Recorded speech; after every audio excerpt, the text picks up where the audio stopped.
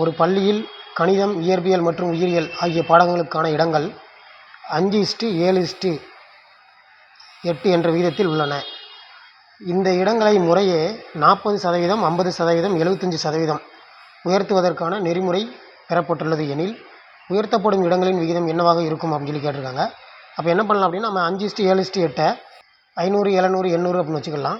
அப்போது இதில் பார்த்திங்க அப்படின்னா 40% உயர்த்துறதாக கொடுத்துருக்காங்க. இதில் பார்த்திங்கன்னா 50% உயர்த்துறதாக கொடுத்துருக்காங்க. மூன்றாவது பாடத்தில் பார்த்திங்க அப்படின்னா 75% உயர்த்துறதாக கொடுத்துருக்காங்க. அப்போ இதில் 500ல் 40% பார்க்கும்போது பார்த்திங்கன்னா நம்மளுக்கு 200 அப்படிங்கிறது கிடைக்கும். அப்போ இதில் வந்து 350 கிடைக்கும் 50%, 75% அப்படிங்கிறது 600ன்னு கிடைக்கும். அப்போ டோட்டலாக பார்த்திங்க அப்படின்னா நம்மளுக்கு இதில் 700, இதில் 1050, இல்லை 1400 அப்படிங்கிறது கிடைக்குது.